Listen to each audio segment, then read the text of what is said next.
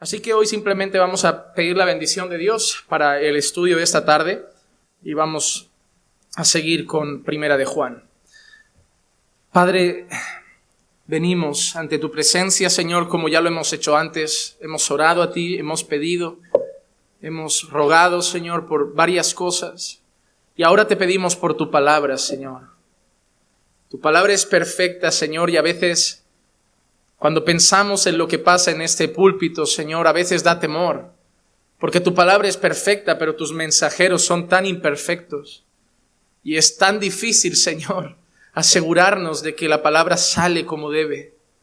Por eso, Señor, siempre te pedimos antes, siempre pedimos tu ayuda y siempre te recordamos lo que ya sabes, que somos imperfectos, pero que guiados por tu Santo Espíritu, tu iglesia puede ser edificada. No confiamos, Señor, en la habilidad de los hombres, mas sí en tu gracia. No confiamos en la capacidad de los predicadores, pero sí en el obrar de tu Espíritu Santo. Y es lo que te pido, Señor, que a pesar de todos los defectos y debilidades, tú puedas edificar a tu iglesia en esta tarde como haces siempre en este lugar. Si hay algo, Señor, que aquí respetamos es tu palabra. Y queremos hoy recibirla en nuestros corazones, pero no solo recibirla, queremos que dé fruto. Queremos que afecte a nuestra vida. No queremos decir al final de nuestra historia que pasamos 20, 30 años escuchando muy buenos sermones y nuestra vida no cambió. Queremos, Señor, que cada sermón, cada estudio impacte nuestra existencia. Cambie nuestra manera de pensar, que cambie nuestra manera de ver el mundo y que cambie nuestra manera de vivir para que seamos no solo oidores, sino hacedores de tu palabra. Queremos, Señor, que poco a poco cada sermón se vea en nuestra vida. Y es lo que te pido, que hoy tu palabra impacte nuestra mente, pero también nuestra vida. Para que al final, Señor, se vea todo lo que aprendemos en nuestro caminar. Y te lo pido en el nombre de Jesús. Amén, amén y amén. Hermanos, hoy llegamos a el final del capítulo 2 de la primera carta del apóstol Juan.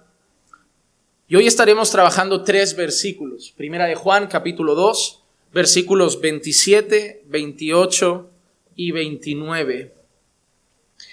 Y hoy terminaremos, como dije, el capítulo 2.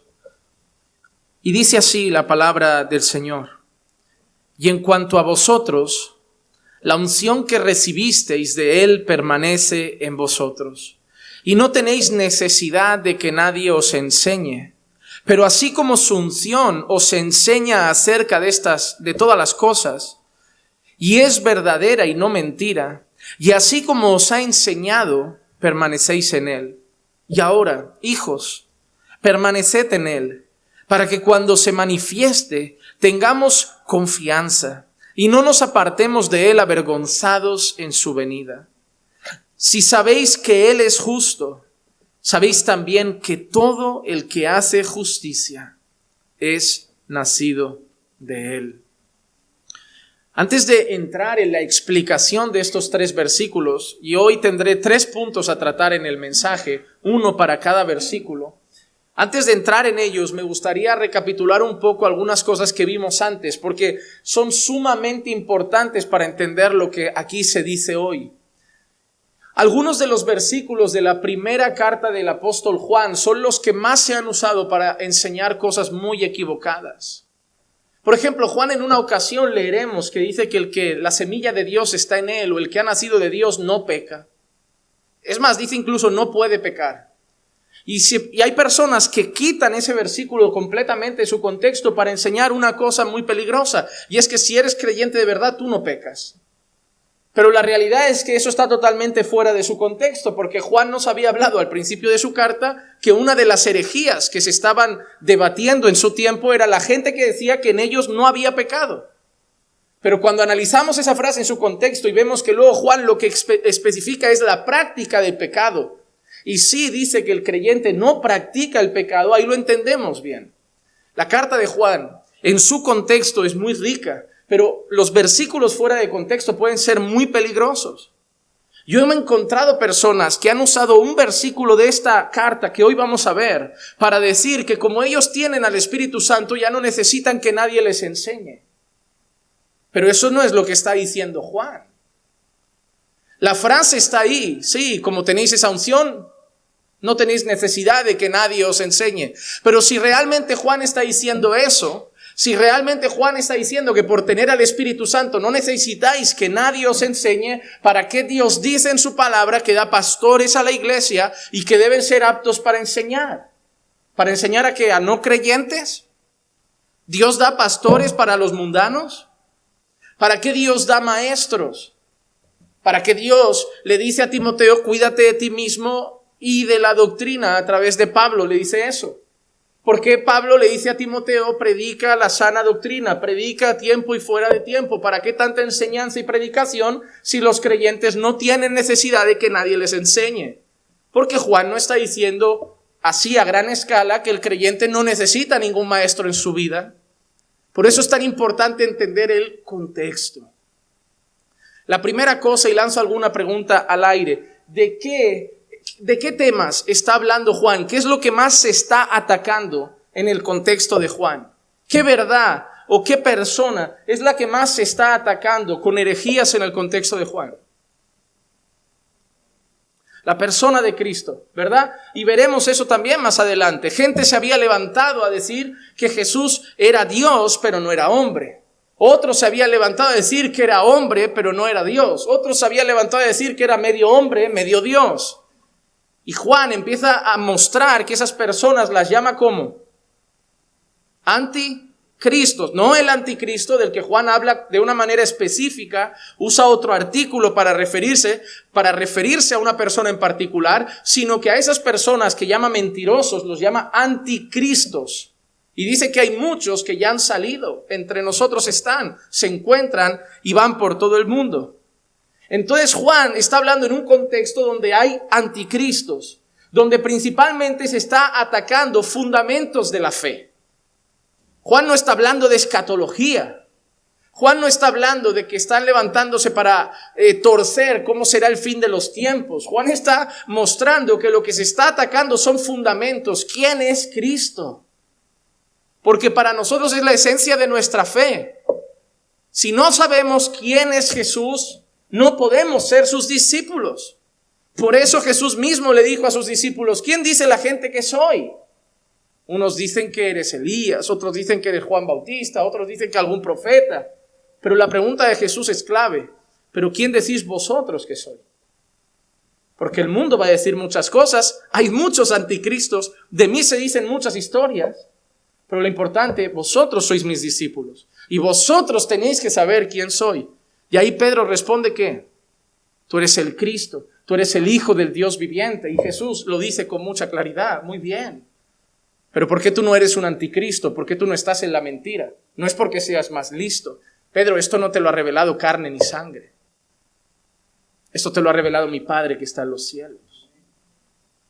Entonces estamos en un contexto parecido. Se está hablando mucho de la persona de Cristo. Muchas mentiras se están levantando sobre quién es Jesús. Y además de eso, habían otras al principio que decían cosas como esta, que nosotros no pecamos o que ya no había pecado y cosas similares. Ese es el contexto. Y entonces nosotros vimos que Juan decía, pero vosotros no estáis perdidos como ellos. Vosotros no sois engañados. ¿Por qué? Porque vosotros tenéis, ¿qué dijo Juan? ¿Qué teníamos? La unción del Santo. ¿Y cuál era esa garantía? La garantía de tener la unción del Santo, el Espíritu Santo prometido por Cristo, el otro consolador, es que Él nos guiaría en toda la verdad. Y esa era la garantía de que nosotros no seríamos engañados en cuanto a ¿qué? A la persona de Cristo, a quién es Dios y a quién es Jesús. El Espíritu Santo es la garantía de que el discípulo de Dios, el discípulo de Cristo, va a saber plenamente quién es Jesús. No significa que no podemos equivocarnos en otras cosas. Pero Él dijo que Él es el Espíritu Santo, la unción del Santo era la garantía. Y era una protección ¿para qué? Para que no os engañen. Para que no os engañen. Habrá muchos mentirosos por el mundo, pero a ti nunca te engañarán sobre Jesús. No porque seas más listo, repito, sino porque tienes la unción del Santo. Habrán judaizantes que podrán llegar a decirte, mira, yo concuerdo con que sea el Mesías, pero no con que es Dios. Y te intentarán confundir, pero esa unción, el Espíritu Santo te traerá la convicción de decir, no, Él es Dios. Es totalmente hombre, pero es totalmente Dios. Es un blindaje para el discípulo de Cristo no ir detrás de mentiras propias de los anticristos. Así que vamos al primer punto dentro de ese contexto para entenderlo bien. Y el versículo 27 nos enseña que nadie nos tendrá que enseñar, pero como hemos dicho, sobre eso. Y en cuanto a vosotros, Juan está haciendo matices. Y en cuanto a vosotros, ¿a diferencia de quién? De los anticristos, de los que está hablando, de los mentirosos, de los que son engañados. Esos están por un lado, pero en cuanto a vosotros, la unción que recibisteis de Él, ¿de quién? De Dios. Concretamente, ¿de quién? ¿Quién era el santo? Cristo. La unción que recibisteis de Él, ¿qué dice?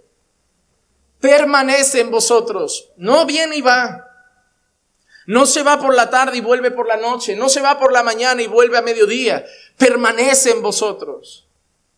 Recuerda algo, hermano. Estás aquí ahora escuchando la palabra de Dios. Has orado, has podido cantar. Estás aquí y el Espíritu Santo está en ti. Pero cuando salgas esta tarde, esta noche por esa puerta y vayas a tu casa y estés con tu esposa, con tus hijos, recuerda que sigue en ti. Y cuando vayas a elegir la película que vas a ver por la noche o la serie, recuerda que sigue en ti.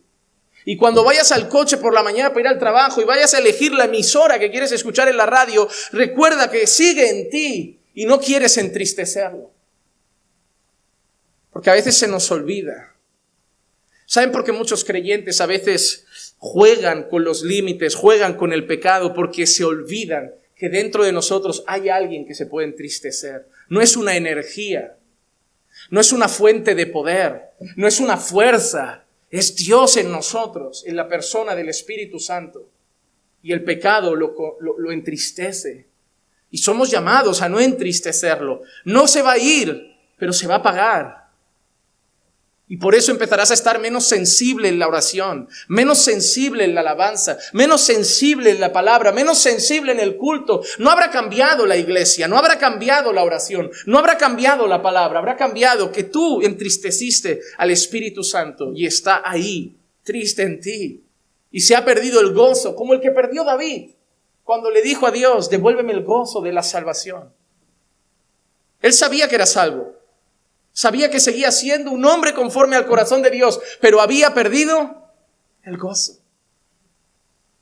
Hermano, a lo mejor estás triste y parece que no está en ti, pero igual solo está ahí apagado y has perdido el gozo. Pero se puede recuperar con una vida de arrepentimiento, de obediencia y de búsqueda. Lo que se apaga se vuelve a encender. Pero hay una cosa que es una promesa. Él permanece en vosotros, la unción permanece en vosotros. Y ahora sí dice, y no tenéis necesidad de que nadie os enseñe. Os enseñe sobre quién es Cristo, os enseñe sobre la persona de Dios. Repito, no está diciendo que no necesitamos maestros, pues Dios mismo los da. No está diciendo que no necesitamos pastores, pues Dios mismo los da. No está diciendo que no tenemos que reunirnos con los hermanos, estudiar la Biblia y compartir. Son herramientas, son disciplinas, son medios de gracia. Pero sobre la persona de Dios tenemos una cosa clara. Podemos ir a una reunión a aprender sobre escatología y el fin de los tiempos. Podemos venir a la escuela teológica el sábado a aprender sobre la historia de la Reforma y las doctrinas de la gracia. Pero en todas las reuniones podemos aprender muchas cosas, pero todos sabemos una cosa. Jesús es totalmente Dios y es totalmente hombre. De ahí podemos seguir aprendiendo mucho, pero esa verdad tenemos una certeza, y una certeza que ha traído el Espíritu Santo.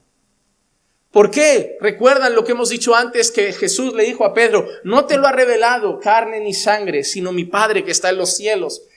Hermano, tú sabes que Jesús es Dios por Dios mismo.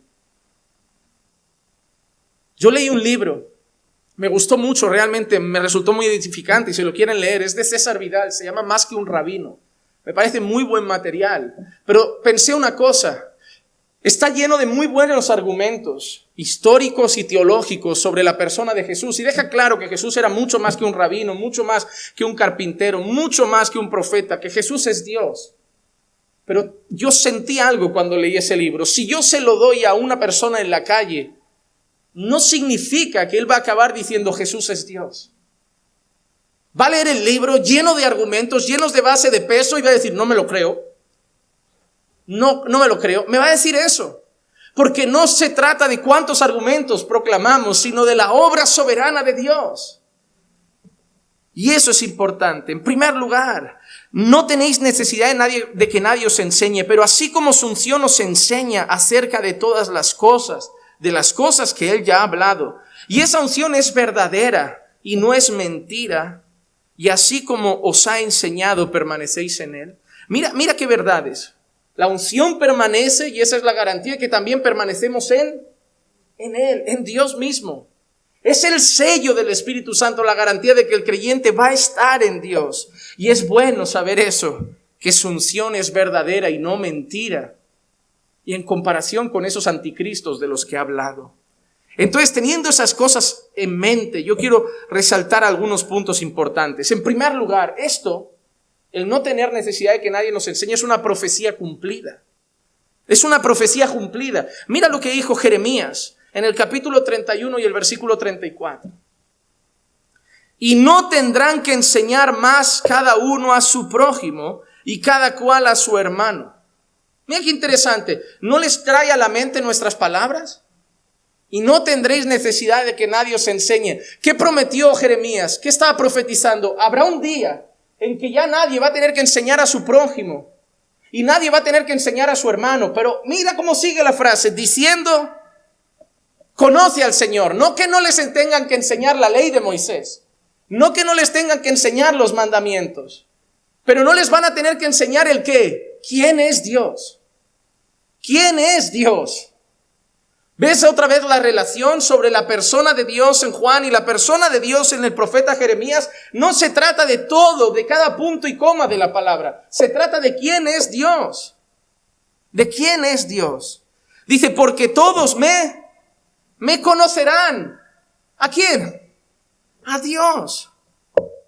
Hermano, vamos a hacer una cosa. Para que lo entendamos, creo que todavía mejor. Cuando alguien se acaba de convertir y reconoce que Jesús es su Señor y Salvador, está reconociendo que es ¿qué? Es Dios. Es tanto el Mesías como Dios. ¿Esa persona sabe cómo es el fin de los tiempos? ¿Esa persona se sabe los 10 mandamientos? ¿Esa persona sabe el nombre de los discípulos de Jesús? ¿Esa persona conoce las instrucciones de Pablo a los romanos? Pero ¿a quién conoce ya?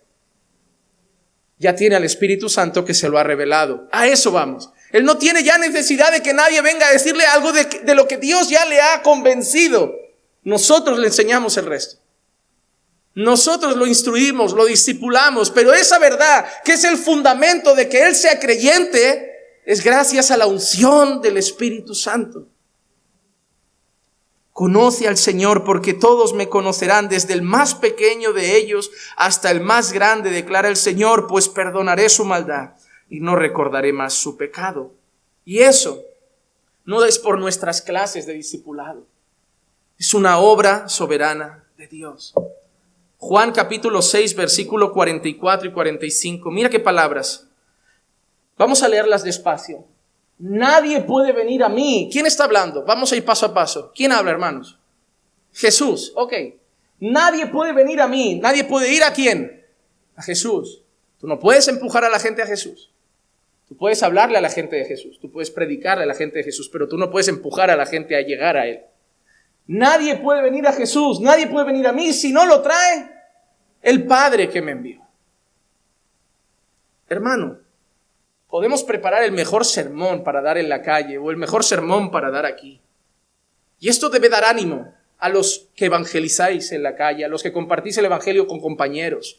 Porque, hermano, el sentimiento más grande a veces cuando evangelizamos es la frustración, es el más difícil, es el que nos lleva a dejarlo. Esa persona que dice, voy a darme un año a evangelizar y después de un año ha conseguido que una persona visite la iglesia. Y esa persona, no vale la pena, yo lo dejo, ya me canso, ya no voy, ya no me divierte, ya no me... Porque en el fondo el ser humano quiere resultados. Es como si viene un pastor aquí y dice, yo voy a hacer la obra por Dios. Yo miro los números y la iglesia pasan 5 años y hay 10 personas. El pastor empieza a cuestionarse, ¿será que vale la pena? ¿Será? A ver, ciertamente yo creo que si no hay fruto puede ser que Dios no te haya llamado, pero a veces queremos un resultado muy exponencial. Es decir, si nuestra iglesia ahora, a partir de ahora, tal y como estamos, cada año crece en 5 personas, sería mal. ¿Por qué? Dios está añadiendo a los que han de ser salvos. Pasa que sí que hemos visto un crecimiento de casi 50 por año en los últimos 3. Pero si fueran 5, gloria a Dios. Gloria a Dios. Pero el ser humano se vicia a los resultados. Quiere ver. Y a veces los que evangelizan en la calle les pasa ese sentimiento de frustración cuando no ven. Y más cuando ven que ese hermano habló 2 veces, llegaron 2, yo he hablado 10 y no llega nadie. Esto no es para mí. Hermano, tienes que saber esa verdad. No vino por ese hermano, no vino porque ese hermano tiene un truco, no vino porque ese hermano tiene más experiencia, no vino porque ese hermano sabe más, y no dejó de venir porque tú lo hagas mal. Si vino es porque Dios lo envió. Y eso va a servir para que cuando tú salgas un año a evangelizar, si nadie viene, tranquilo. No es culpa tuya. Pero también si sales un año y vienen 100, no te des golpes. No es mérito tuyo. Te va a cuidar de hundirte y te va a cuidar de la soberbia. Recordar que la obra es de Dios. Cuando la iglesia está mal, yo no me culpo si estoy haciendo bien mi trabajo. Y cuando la iglesia crece, yo no me aplaudo. Porque unos plantan, otros riegan, pero el fruto lo da Dios. Si tu hijo conoce al Señor, no mires al otro padre que el hijo se le ha torcido como diciendo, yo fui mejor padre, yo lo llevé más al Señor. Recuerda eso. Fue Dios que tuvo misericordia y pide que la tenga del hijo del otro hombre. No, tus hijos que conozcan a Cristo no es tu mérito. Eso no quiere hacer que te relajes y no les prediques, pero que confíes en la soberana obra de Dios. Mira que dice, nadie puede venir a mí si no lo trae el Padre que me envió y yo lo resucitaré en el día final. Y eso es una garantía preciosa. Si tú has venido a Jesús, vas a resucitar en el día final. Vas a tener un cuerpo glorificado. Y mira que dice ahora, escrito está en los profetas. ¿Y qué está citando Jesús? Y todos serán enseñados por Dios. ¿No es lo que ha dicho Juan? ¿No es lo que dijo Jeremías? Todos serán enseñados sobre qué. Nadie puede venir a mí. Nadie me puede conocer. Nadie puede saber quién soy yo si no lo hace el Padre. Porque es el Padre el que se encargará de enseñarles a través de la unción. A través de la unción. Todo el que ha oído y aprendido del Padre viene a mí. Pero hay una cosa que yo quiero resaltar. Saliendo un poco de este margen, la Biblia nos enseña que esa unción la debemos alimentar con la palabra. Porque nosotros conocemos a Dios, pero queremos seguir creciendo en la gracia y el conocimiento del Señor Jesucristo.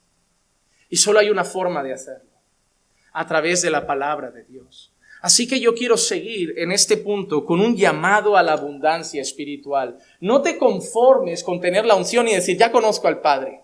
No, yo te hago un llamado a la abundancia. Y esa misma unción que te ha hecho conocer al Padre es la misma unción que te va a hacer convencerte de todas las verdades que contienen la palabra que el Padre ha revelado. Colosenses capítulo 3 y el versículo 16 dice que la palabra de Cristo habite como, no un poco, hermanos, en abundancia, en abundancia. Hubo un día, me sentí triste por eso, hace unas semanas hubo un día que trasnoché, hace tiempo cuando tenía los dolores en la espalda y todo ese tema. Pasaba noches malas, estaba en otra habitación porque no dormía, entonces no quería molestar a Clicia. Y aprovechaba para hacer varias cosas en la noche, no carpintería porque si no, pero varias cosas. Y hubo un día, recuerdo, que me puse una serie de Netflix. Tenía ningún contenido así peligroso y la verdad que me enganchó, era de investigación, de casos raros que investiga la policía. Y cuando miré el reloj, me acuerdo que había pasado literalmente 4 horas. Y había visto, porque me di cuenta que ponía el capítulo de la temporada 1 y capítulo 7 u 8. No había pecado en sí mismo, o sea, no había nada que hubieran visto mis ojos que me perturbara, pero me vino un pesar al corazón. Sí, en serio, 8 capítulos, campeón, no había otra cosa que hacer. Y sí, podía haberme justificado diciendo, luego tengo el día para estudiar la palabra, pero lo vi como una pérdida de tiempo, porque hay algo que desde hace un tiempo está en mi corazón. Tengo demasiado que aprender de Dios y no puedo perder el tiempo. A veces me siento con pastores y están hablando de temas de la Biblia que no domino y me siento como perdido, como diciendo, eso lo tendría que saber. Y a veces me siento con otros y lo mismo, porque a lo mejor yo domino otro que ellos no dominan. Hace poquito Will me hizo una pregunta por WhatsApp.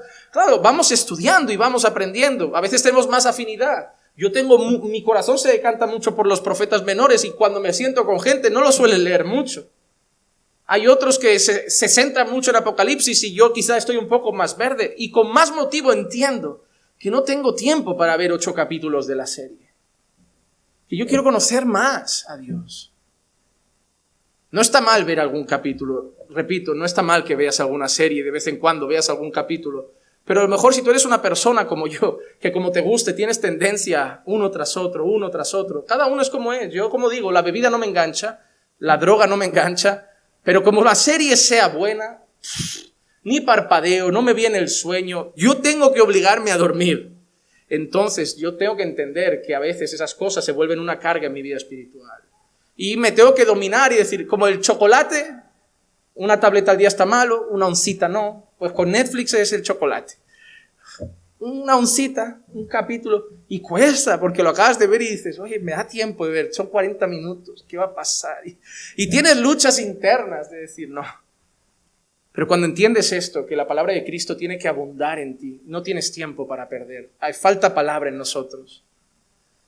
Porque esa palabra va a cambiar tu carácter, te va a cambiar como esposo, te va a cambiar como esposa. Hay tanto que aprender, hay tanto que mejorar, hay tanto que cambiar, hay tanto que adaptar de nuestra vida a la voluntad de Dios, que tenemos que leer constantemente.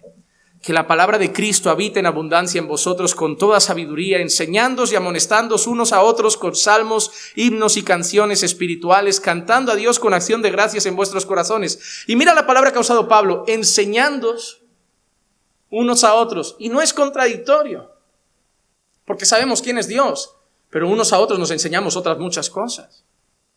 A eso me refiero.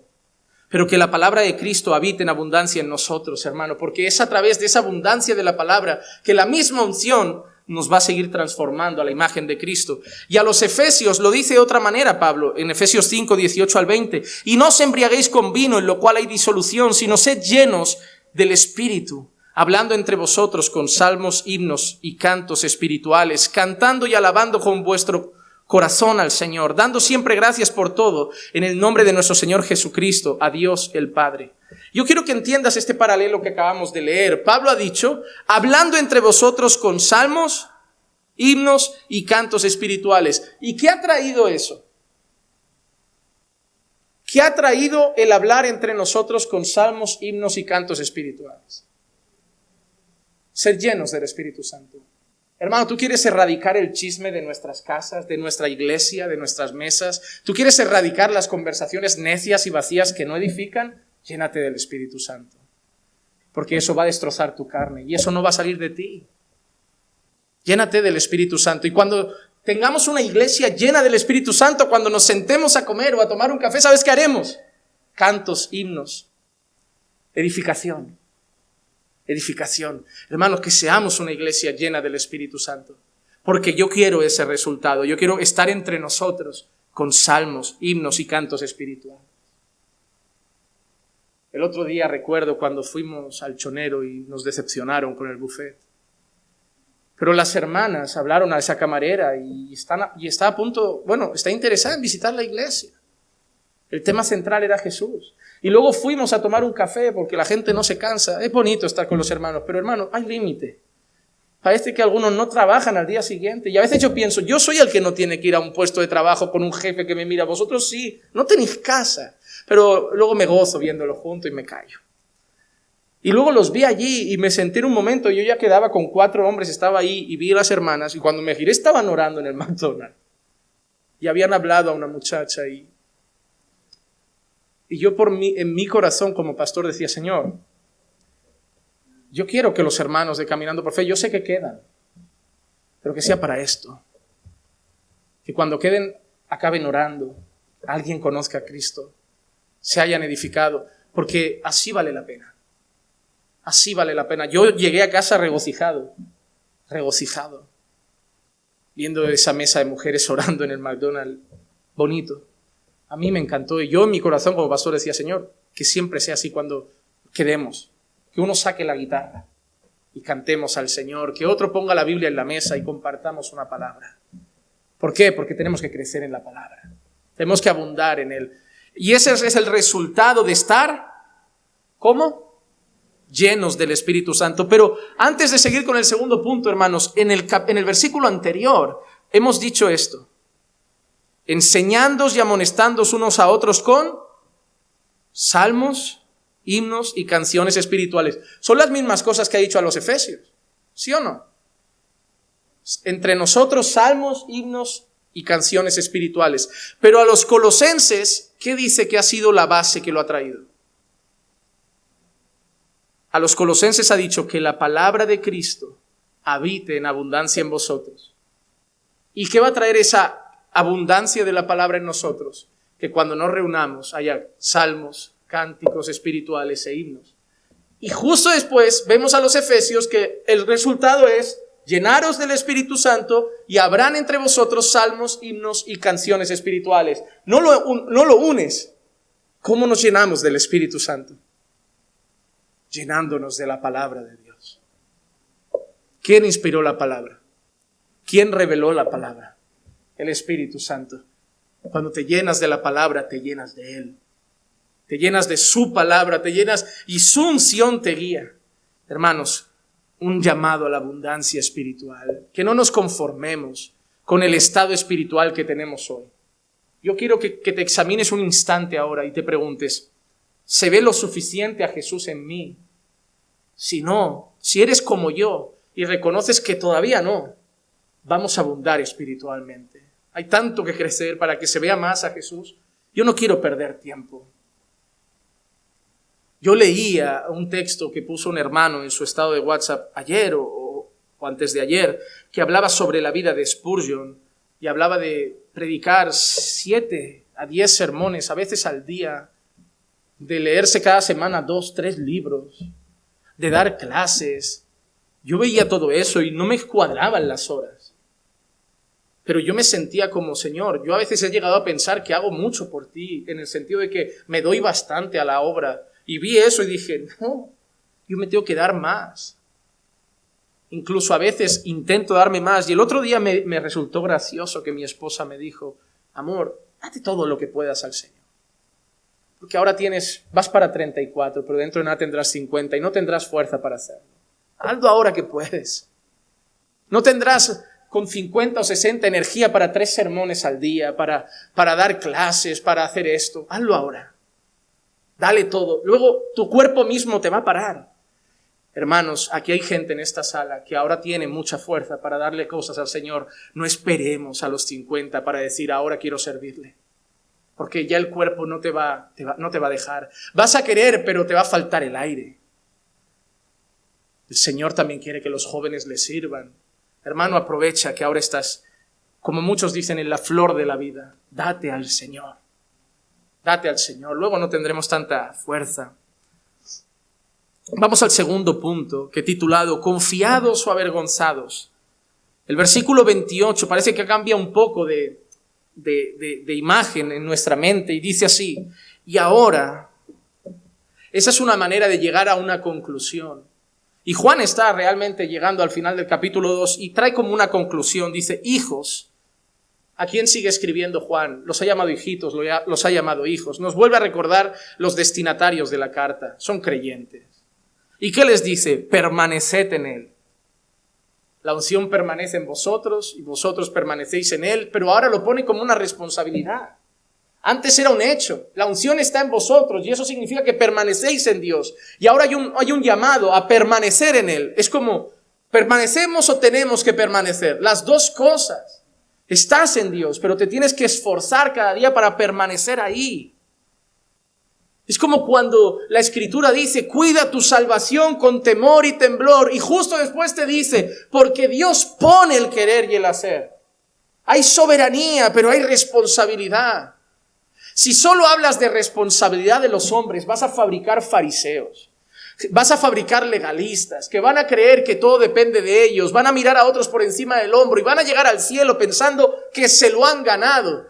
Yo he visto gente que el texto de los violentos arrebatan el reino de los cielos, lo interpretan como que es la gente que se lo ocurra. Al final parece que es una obra de mérito.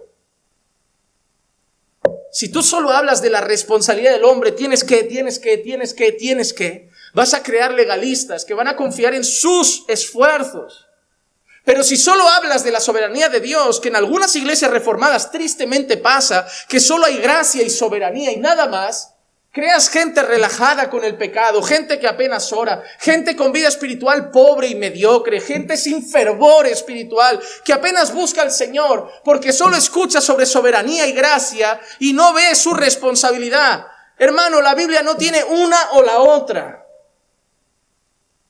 La gente dice que cuando hablaba con Spurgeon, y él hablaba de sus creencias, era calvinista, pero que cuando predicaba parecía arminiano. Y es verdad, Spurgeon al final algunos calvinistas lo miraban con recelo, porque tenía sermones que apuntaban a decir, hay que orar, hay que santificarse, hay que ir a la cruz, y tú, no, pero el Señor lo hace. Pero él te ponía esa carga, y luego terminaba diciendo que sí, que era Dios el soberano. Pero él resaltaba también la responsabilidad. Y yo creo que él encontró el equilibrio perfecto, porque es lo que muestra la Biblia. Cuida tu salvación, pero recuerda que es Dios el que pone el querer y el hacer. Dios es soberano y tú eres responsable. Y cuando predicamos las dos cosas, formamos unos discípulos bíblicos, discípulos que se esfuerzan, que buscan, que ayunan, que oran, que quieren estar llenos del Espíritu Santo, pero no se dan golpes. No miran a nadie por encima del hombro porque saben que todo se lo deben a Dios. Y eso es nuestra responsabilidad. Permaneced en Él para que cuando se manifieste, ¿eso a qué nos hace pensar? Cuando se manifieste, ¿cuándo? La segunda venida de Cristo. ¿Qué quiere Juan que tengamos cuando Cristo venga? Confianza y no nos apartemos de Él avergonzados en su venida. Y eso es algo justo que va a pasar. Unos estarán gozosos y otros estarán avergonzados. Paul Washer lo define en una ocasión de esta manera: el día de la segunda venida será el mejor día y más glorioso para unos y el día más terrible para otros. No habrá punto medio. Para unos será el mayor día de la historia, para otros será el peor. No habrá punto medio. Nadie quedará apático, así con un sentimiento raso el día de la venida de Cristo. Unos estarán temblando de terror y otros estarán brotando de gozo. No habrá punto medio. Unos estarán confiando y otros estarán avergonzados. Porque el día de la segunda venida de Cristo habrá una separación justa. Una separación justa. Mateo 16:27 dice: porque el Hijo del Hombre ha de venir en la gloria de su Padre con sus ángeles, y entonces recompensará a cada uno según su conducta. Recompensará a cada uno según su conducta. Hermano, cuando Cristo venga, recompensará a cada uno según su conducta. Pero no según su conducta a la luz de los hombres. Tú le preguntas a mucha gente de este mundo y te dice: yo no he matado, no he violado, no he hecho un holocausto, soy bueno. Eso es la conducta según los hombres. Para los hombres, si no eres Hitler, no estás mal. Para los hombres, si no has violado y has degollado gente, los hombres, ¿quién no miente de vez en cuando? ¿Quién no le ha quitado el cambio a sus padres, el monedero? ¿Quién no ha robado algún chicle, una cosita en el mercado? Para los hombres eso no está mal. ¿Quién nos ha ido de copa y se ha emborrachado de vez en cuando? Para los hombres eso. El problema es que ellos miden con la vara de medir de Sodoma y Gomorra. El problema, hermanos, es que Dios no hará un juicio con la vara de medir de Sodoma y Gomorra. Dios hará un juicio con la vara de medir de Él y su santidad. Y eso da temor. Eso da temor. El que no puede pecar, el que es puro, perfecto, en todas sus obras, pensamientos, acciones y palabras, nos va a medir conforme a su vara de medir. Y recompensará a todos según sus obras. Voy a decírtelo de otra manera. En el infierno está Hitler. Y en el infierno está tu tierna abuela, que te hacía bizcochos, leche calentita y abrazos, si no se arrepintió de sus pecados. Los dos estarán juntos. Cuidado, con pensar que allí solo va a estar Mussolini, Maduro, Pinochet, Hitler y alguno más. No, nuestras madres que no se han arrepentido de sus pecados estarán con Hitler también. Nuestras abuelas, nuestras hermanas, nuestros hermanos, nuestros primos, nuestros tíos, que nos caen bien, que creen que no son tan malos y creen que no necesitan un Salvador, estarán con Él también. Estarán con cada dictador, con cada violador y con cada asesino. Hermano, en el infierno habrá gente que simplemente dirá, yo es que simplemente no creí en Jesús. Es el mayor de todos los pecados. Es el mayor. Pero cada uno será recompensado según sus obras y solo habrá honra o vergüenza. Mateo 8:38 dice, porque cualquiera que se avergüence de mí y de mis palabras en esta generación adúltera y pecadora. ¿Cómo es esta generación? Adúltera y pecadora. En aquellos tiempos ya lo era, Lo sigue siendo. Es la descripción del mundo. Una generación adúltera y pecadora. El Hijo del Hombre también se avergonzará de él cuando venga en la gloria de su Padre con los santos ángeles. Si tú te avergüenzas de Cristo aquí en medio del mundo, Cristo se avergonzará de ti cuando esté en el juicio. Cristo dirá, yo no tengo que ver contigo. Tú fingías que no me conocías allá abajo. Cuando el mundo pecaba y tú pasabas entre ellos, no alzabas la voz diciendo, mira, esto está mal ante los ojos de Dios. Agachabas la cabeza como ese Pedro que me negó. ¿Porque no querías tener problemas? ¿Porque no querías generar tensiones? Hermano, yo creo que la iglesia evangélica de hoy llama tolerancia, amor y otras cosas a un pecado que lo quiere ocultar y se llama temor a los hombres. Tenemos demasiado miedo de la gente. Te digo yo, hay gente que va a una comida con personas y prefiere no tener tensión ahí y esconder a Dios, pero no le da temor avergonzar a Dios con eso. Tiene más miedo de la gente. Hermano, tiene miedo de la mirada de gente pecadora cuando deberíamos tener temor de la mirada de aquel que sus ojos son como llama de fuego. Tienes temor de gente que te puede rechazar, de gente que te puede insultar. ¿De qué tienes temor? ¿De quedarte sin amigos? ¿De que no te quieran en el trabajo? ¿De qué tienes temor? ¿De que no te quieran en el instituto? ¿De que no te quieran en la universidad? ¿De que tu familia te rechace? ¿De que tu mamá te rechace? ¿Tu papá te rechace? ¿Tus hermanos o tus hijos te rechacen? ¿De qué tienes temor? ¿Qué hay tan valioso en este mundo que te dé tanto miedo perder? No tengas temor de los que pueden matar la carne. Ten temor de aquel que puede mandar tu alma al mismo infierno. A él hay que temer. No a los hombres. No a los hombres. Si mi madre me va a querer ahora, me va a querer como cristiano. Y si no le gusto como cristiano y quiere hacerme echar un pulso como o eres mi viejo hijo o no tengo relación, lo siento mamá. Quien no es capaz de dejar padre, madre, esposa, hijos y hasta su propia vida por él, no puede ser su discípulo. Y me va a doler. Y voy a pasar noches llorando, pero él vale más. No me hagas elegir entre Jesús y mi madre. No me hagas elegir entre Jesús y mi padre. O ni siquiera entre mi iglesia, tu iglesia. No, amo más a Dios y su pueblo. Porque al cielo no entraremos por la sangre que hay en nuestras venas, sino por la sangre que rociaron en un madero. No es mi hermana de sangre la que me llevaré al cielo, sino los hermanos que han sido comprados por la sangre de Cristo. Por eso nunca volveré a tener, aunque me rechazara todo el mundo y mi familia me diera de lado, Dios me ha dado una familia. Pero hay gente que sigue pensando que el mundo vale más. No, hermano, serán todos recompensados según sus obras. Y los que no hayan sido valientes para honrar el nombre de Jesús en esta tierra, Jesús no los honrará delante del Padre en el día del juicio. Sí, podemos hacerlo con miedo. Nos pueden temblar hasta las piernas, pero nadie va a quitar el nombre de Jesús de nuestra boca. Hermano, gente ha muerto en el Coliseo con un cuchillo en la garganta y al segundo de preguntarles, ¿niega a Jesús o te degollo?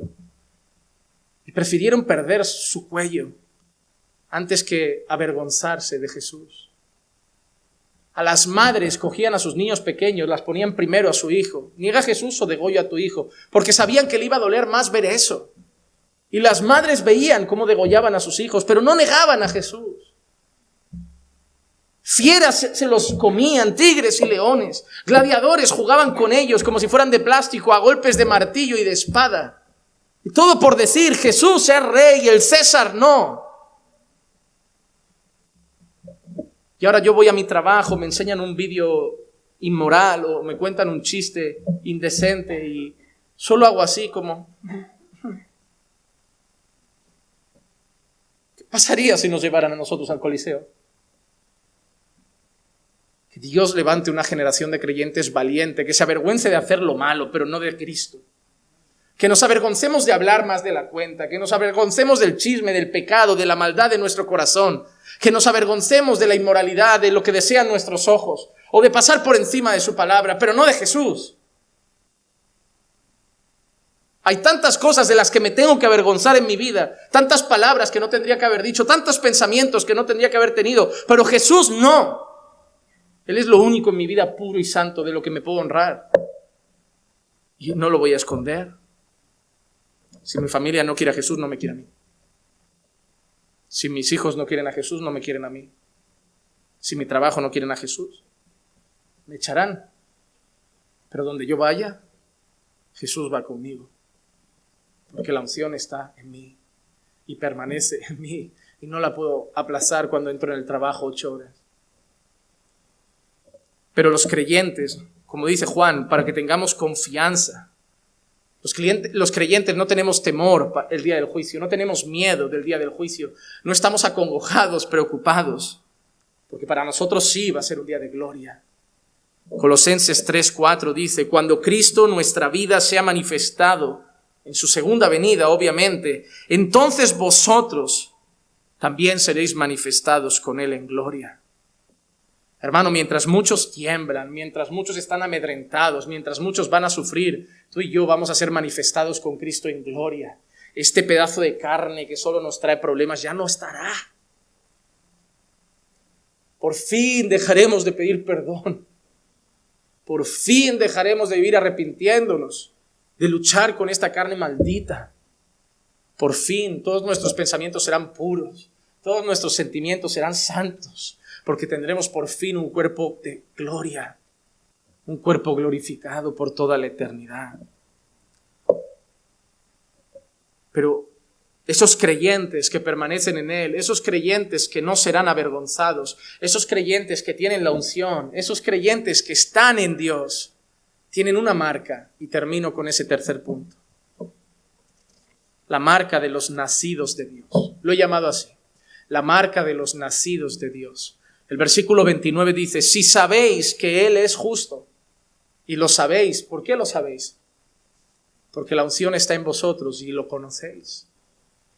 Si sabéis que Él es justo, mira qué dice Juan. Ojo que esto es importante. Sabéis también que todo el que hace justicia es nacido de Él. Juan tiene mucho tema doctrinal, teológico en cuanto a la persona de Dios, pero veremos en la carta de Juan que habla mucho de la vida del cristiano. Juan es el que hablará mucho de pecado, de practicar el pecado, de no amar el mundo. De tantas cosas ha hablado Juan y va a hablar. Y Juan nos ha dicho algo. Sí, el día de la manifestación gloriosa de Cristo para nosotros será maravilloso. Pero ojo, examínate. Porque la marca de aquel que ha nacido de Él es que también es justo, como Él es justo. En primer lugar, habla de los nacidos de Él. ¿Qué es alguien que ha nacido de Dios? Juan capítulo 1, versículos 12 y 13 dice: pero a todos los que le recibieron, les dio el derecho de llegar a ser hijos de Dios. Es decir, a los que creen en su nombre, que no nacieron de sangre, ni de la voluntad de la carne, ni de la voluntad de hombre, sino de Dios. Aquellos que han recibido a Cristo, aquellos que han creído en su nombre, no ha sido por voluntad de carne, por voluntad de hombres. Ha sido un nacimiento espiritual que solo puede darse por voluntad de Dios. Nadie se levanta una mañana queriendo nacer de nuevo. Nadie se levanta una mañana a decir, oye, qué ganas de ser cristiano hoy. Es una obra de Dios. Por eso dice los que han nacido de Él, en los que Dios ha hecho esa obra soberana que llamamos nuevo nacimiento, que llamamos conversión, que llamamos regeneración. Ponemos varias palabras, pero apuntamos al mismo acto. El momento en que Dios nos hace nacer de nuevo, nos hace nuevas criaturas, nos quita el corazón de piedra, nos da un corazón de carne y nos da la unción, nos sella con su Espíritu Santo. Y sin ese nacimiento no habrá gloria eterna. Sin ese nacimiento no hay gloria eterna. Puedes pasar toda la vida yendo a una iglesia. Si no has nacido de nuevo, no eres salvo. La pregunta que nos debemos hacer muchas veces no es ¿qué sermón escucho? ¿Qué alabanza escucho? ¿Qué oración hago? ¿O dónde congrego? Al final, una pregunta más importante es, ¿he nacido de nuevo? Porque puedo escuchar los sermones más bíblicos, estar en la iglesia más saludable, pero si no he nacido de nuevo, no veré la gloria eterna. Juan 3:3. Respondió Jesús y le dijo, en verdad te digo, en verdad te digo, que el que no nace de nuevo no puede ver el reino de Dios. Nicodemo, ¿cómo era? A los ojos de la gente, ¿cómo era Nicodemo? Santo, perfecto, moralmente recto, en cuanto a la ley celoso, cumplidor. La historia muestra que cuando hombres como Nicodemo pasaban por la calle, los padres que llevaban hijos, sobre todo varones, los miraban y les decían, ojalá fueras un día como Nicodemo. Cuando pasaba Nicodemo por la calle, hombres judíos que lo conocían, posiblemente curvaban un poco su rostro en señal de respeto y reverencia. No era un simple rabino. Era alguien de renombre, alguien conocido, alguien que ante los ojos de la sociedad era un referente, por fuera ideal, por fuera un ejemplo. Pero llega Jesús y cambia la historia. Tienes que nacer de nuevo. ¿Cómo que nacer de nuevo? ¿Acaso puede un hombre, siendo viejo, entrar de nuevo en el vientre de su madre y salir? Oh, Nicodemo, eres maestro y no sabes esto. ¿Qué le quiere decir Jesús con esto? Que esto que le estaba diciendo lo dijo Ezequiel. Lo dijeron los profetas. No era nada nuevo. Él no lo sabía. Ellos se limitaban a decir, ¿qué hay que cumplir para ser bueno? ¿Recuerdan el joven rico? Maestro, ¿cómo heredaré la vida eterna? ¿Conoces los mandamientos? ¿Qué mandamientos? No matarás, no cometerás adulterio, honra a tu padre y a tu madre. Sí, y los he cumplido desde mi juventud. Estaba como, ya tengo la lista, tic, tic, tic, salvo. Y Jesús lo mira y le dice, oye, perfecto, ¿no? Pues nada, solo una cosita, vende lo que tienes, dalo a los pobres y vente con nosotros. El dinero también. El dinero también había que dejarlo. Pero no está en un mandamiento lo de venderlo. Dios no dijo en su ley, vende el dinero y dalo a los pobres. Dios no ha dicho en un mandamiento que tengo que dejarlo todo y lo que he construido, lo que he sudado, me he esforzado. Llevo años diciendo, voy a trabajar duro para comprar mi casa y una finca y un establo y tendré vacas y ganado. Y lo he hecho con honestidad. Y no he robado. Y he hecho trabajo arduo y honrado. Y he hecho todo bien. ¿Sabes qué? No, eso no. Eso no lo dejo. Okay. El problema no era ese, el problema era el corazón. Había un Dios mayor que Jesús. Muchos siguen así hoy. Muchos llegan a la iglesia, cumplen 4 normas y creen que ya son buenos cristianos. La cuestión es lo que tenemos dentro. Hermano, 4 normas las puede cumplir cualquier persona disciplinada. Un deportista de élite que vaya a jugar las Olimpiadas se puede pasar meses sin salir de noche comiendo sano, llevando una vida ordenada, 8 horas de sueño, madrugando, entrenando, vida saludable, y no por eso es cristiano. Hay gente disciplinada. Ellos son disciplinados ¿para qué? Para tener oro, aplausos, ser los mejores. El problema es el corazón. Son disciplinados y en la iglesia hay gente que solo quiere vivir en santidad para ganarse la admiración de los hombres. Esa santidad no vale para Dios. Mira, si lo que te motiva a vivir en santidad no es la honra de Dios, no vas por buen camino. Si quieres vivir en santidad para llegar a ser pastor, si quieres vivir en santidad para tener un cargo, si quieres vivir en santidad para que las mujeres o los hombres te admiren como la gran hermana o el gran hermano sabio y perfecto, retírate ya. Porque puede ser que lo consigas, Puede ser que corros de personas estén a tu alrededor y te tengan como el wow, es mi referente. Puede ser que lo consigas, pero ellos no van a estar en el juicio. Va a estar Dios. Y Él no te va a aplaudir. Él va a decir que el que tenía que brillar era Él, que la motivación tenía que ser Él y que la gloria era solo suya. Que lo que te motive a vivir en santidad sea Jesús. Sea Jesús. Pero hay una realidad, hermanos. Si no nacemos de nuevo, no podemos ver el reino de Dios. Entonces, Dios es justo. Y los que han nacido de Dios hacen justicia. ¿Por qué? Porque es el deseo de su Dios. El deseo de Dios para nosotros es que hagamos justicia. Mira lo que dice Miqueas 6:8.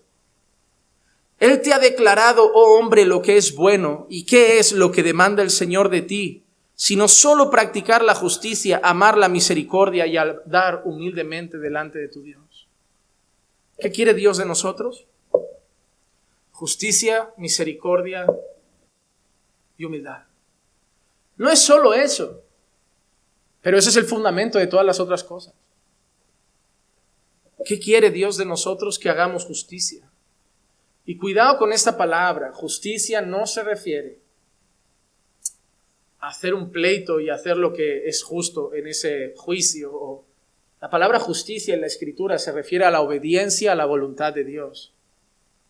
Por eso una vez Jesús dice, si vuestra justicia no supera la de los escribas o fariseos, no.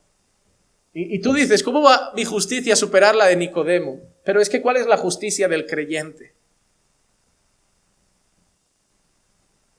Justificados pues por la fe, tenemos paz para con Dios. La justicia del creyente, claro que es mayor que la de escribas y fariseos, porque es la justicia de Cristo en nosotros. Pero eso no nos exime de nuestra responsabilidad. Tenemos la justicia de Cristo que nos cubre, pero esa misma justicia que nos ha cubierto y que ahora ha traído esa unción a nosotros, nos debe impulsar a vivir una vida de justicia. Y hermano, una cosa, ¿cómo viviremos una vida de justicia que significa hacer la voluntad de Dios si no conocemos cuál es la voluntad de Dios? Por eso necesitamos conocer la justicia de Dios. ¿Dónde? En la Escritura. Segunda de Timoteo 3:16, toda Escritura es inspirada por Dios y útil para enseñar, para reprender, para corregir, para instruir en justicia. Para instruir en justicia. La palabra de Dios nos instruye en justicia porque nos da a conocer la voluntad de Dios que debemos obedecer. Y una cosa, hermanos, hacer justicia, hacer la voluntad de Dios, no es una vida religiosa que trae aburrimiento. Hermano, debemos entender que la voluntad de Dios es la mejor para nosotros.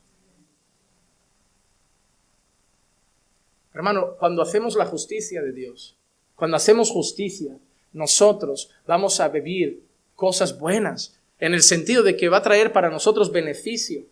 Mira lo que dice Isaías 48, 17 y 18. Así dice el Señor tu Redentor, el Santo de Israel: yo soy el Señor tu Dios, que te enseña para tú. ¿Para qué nos enseña Dios? Para tu beneficio, que te conduce por el camino en que debes andar. Mira lo que dice ahora: si tan solo hubieras atendido mis mandamientos. Mira lo que dice: entonces habría sido tu paz como un río. ¿Sabes por qué hay perturbación en tu corazón? ¿Sabes por qué hay perturbación en tu matrimonio? ¿Sabes por qué hay perturbación en tu vida y a veces no hay paz? Porque no ha habido obediencia. Porque no ha habido obediencia. Mira lo que ha dicho Dios: si hubieras solo atendido mis mandamientos, entonces habría sido paz. Habría sido tu paz como un río y tu justicia como las olas del mar. Pero mira lo que dice el Señor. Antes ha dicho que te enseña para tu beneficio. Hacer justicia y obedecer a Dios es para tu beneficio, para que haya paz en ti, paz en tu hogar, para que puedas andar con calma, con paz en el corazón, con la cabeza tranquila, con la conciencia en paz, porque has hecho lo correcto delante del Señor. Hermanos, si un día a mí las similitudes que más me gusta ver son las de padres e hijos. Yo veo padres que le dicen a sus hijos: lo digo por tu bien. ¿Cuántos padres no le dicen eso a sus hijos? Lo hago por tu bien, pero tu hijo lo entiende. Tu hijo cree que lo privas de libertad. Tu hijo cree que lo oprimes. Yo quiero salir. No te dejo ir. No te dejo salir hasta esa hora. ¿Pero por qué? Yo sé lo que me conviene. Yo sé que me voy a cuidar. Yo sé que tendré cuidado. Saben todo los jóvenes, ¿verdad? Pero tú no les dejas. Porque sabes que ese conocimiento es soberbio, es altivo y necio. A veces yo predico en la iglesia, doy consejos a hermanos y me dicen: bueno, pastor, eso es lo que tú piensas, pero yo sé lo que me conviene. Y digo: vale. A veces me siento como vosotros con vuestros hijos. Digo: vale. Y cuando los tengo en el despacho: pastor. Digo: ¿qué pasó? La frase que te dice tu padre, ¿te lo dije? Yo también la uso. ¿Te lo dije o no te lo dije? Que fuiste demasiado rápido, que no tuviste cuidado, que andar a solas era peligroso. Pastor, he caído otra vez. Te lo dije. Pero tú me decías: no podemos quedar a solas, no pasa nada, tendremos cuidado, vigilaremos, pastor. Te dije que no, porque tú tienes carne y yo también, yo sé lo que le pasa. Es un bicho indomable. Hermanos, si supieras que todos los consejos que te da el pastor es para tu beneficio, pero tú me sigues viendo a veces, tú ves a los pastores a veces como un padre que solo te quiere privar de libertad, como un mandón que se quiere meter en tu vida, pues ¿sabes qué? Mañana tu hijo te va a ver así, a lo mejor te sientes un poco identificado. Y dirás: oye, a lo mejor el pastor no era un mandón que se metía en mi vida, a lo mejor era alguien que me quería de verdad y yo aquí haciéndole la vida imposible y él me quería. Cuidado, que a veces estás hablando mal de los que más te quieren y te estás rodeando de los que menos te importan o a los que menos les importas, los que les da igual que te estrelles, porque ellos mañana seguirán con su vida. Cuidado, sé sabio a saber a qué escuchas. Hermano, debemos buscar la justicia, porque Dios es justo y es la marca de los que han nacido de Dios. Y al final, termino con este texto, es la marca de la vestidura que llevaremos en las bodas del Cordero. Apocalipsis 19, 7 al 8. Regocijémonos y alegrémonos. Démosle a Él la gloria porque las bodas del Cordero han llegado. ¿Y cómo está su esposa? Preparada. ¿Quién es su esposa? La iglesia, el pueblo de Dios. Y a ella le fue concedido vestirse de lino fino, resplandeciente y limpio. Qué vestidura preciosa, ¿eh? Pero ¿qué es ese lino fino? Porque las acciones justas de los santos son el lino fino. Dios es justo y se va a casar con una esposa que se vista de justicia. Así que Juan lo ha dicho: todo aquel que ha nacido de Él es justo porque Él es justo. Así que, hermanos, recuerda una cosa, un llamado a la abundancia espiritual. Llénate de la palabra. Número 2, regocígate en confianza que en el día del juicio tú recibirás gloria y no vergüenza. Y número 3, recuerda una cosa, busca la justicia, busca obedecer a Dios, porque Él es justo y es una marca de los que hemos nacido de Él. Vamos a orar. Padre, gracias.